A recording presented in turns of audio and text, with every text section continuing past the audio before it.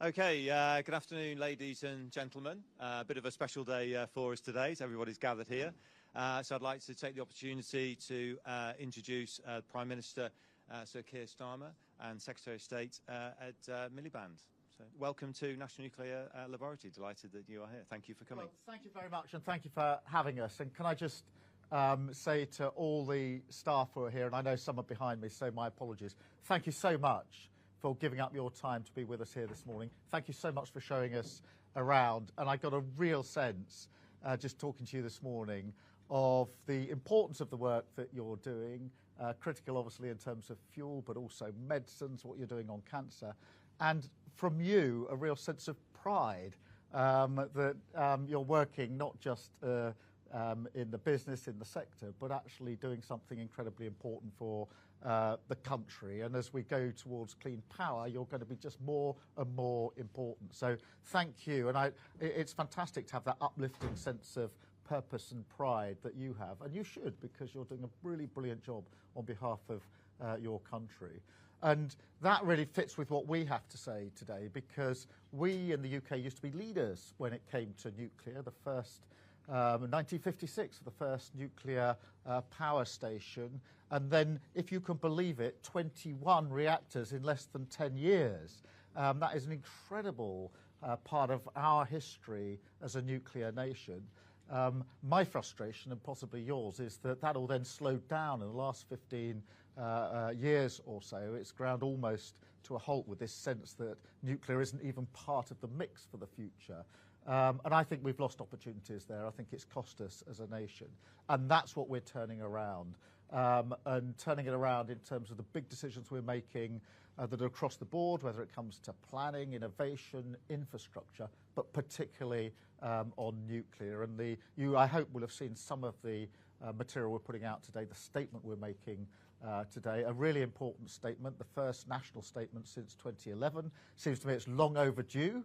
But really ambitious, which means that we're going for innovation, technology, small modular, which I think will be a huge part of the future that you will all be working on, and of course making it more available in different places. As you know, there's only 8 sites at the moment where we can develop. From today onwards, many other sites can come forward. The potential for that is huge because, you know, whether it's in the traditional sectors or whether it's the AI data centres that need to be built, now you can think of the future, which is the reactor there powering the data centre. It's going to really transform the way that we go forward. So this is a real game changer when it comes to nuclear. It's part of a bigger story about clean power and making sure that we hit that clean power as we go forward. Nuclear is a part of that.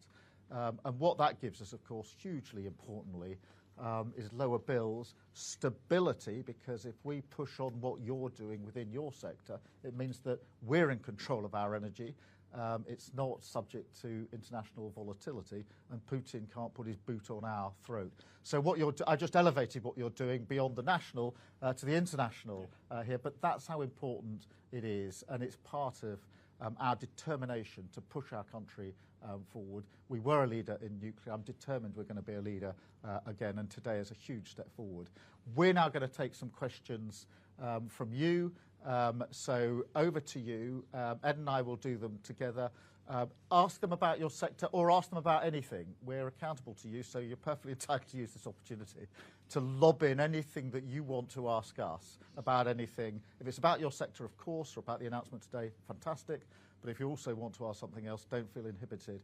We want to hear from you. We're going to try and do this to bring in those that are behind us as well. But do we have a first question from someone, anyone? Yep. Yep, Josh Whitworth, UK NNL Prospect Branch Chair. My question is, in light of today's announcement, will we expect to see nuclear prioritised in the spending review?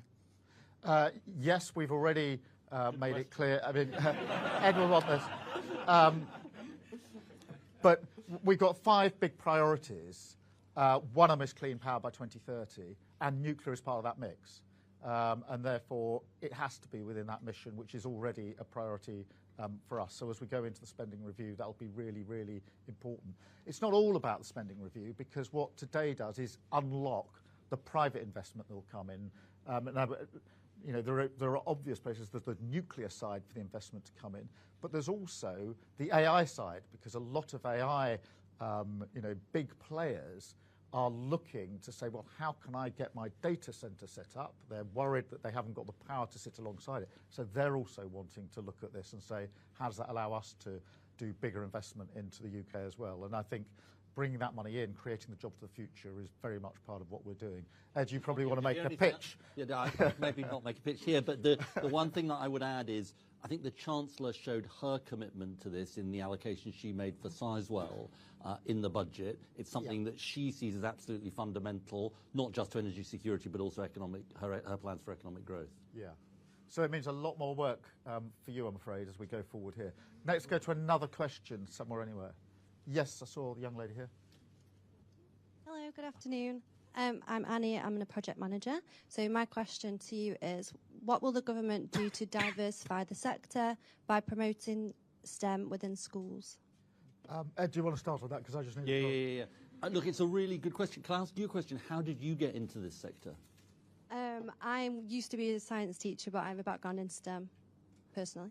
And look, I think part of this is about what happens in schools, but I think part of it is about what government does to champion this sector and show what it can do. Because my impression, Keir and I were just talking about this, going around talking to people, is so many people said the similar thing to us. We're building the future here. Yeah. We're about the future for the country. And I think not enough people know about the opportunities that there are.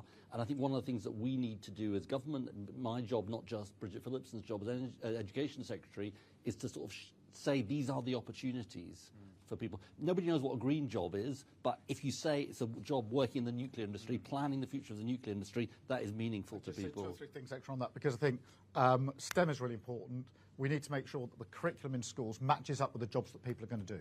And that's another piece of work that we're doing, so that people are skilled in the jobs that they're going to do.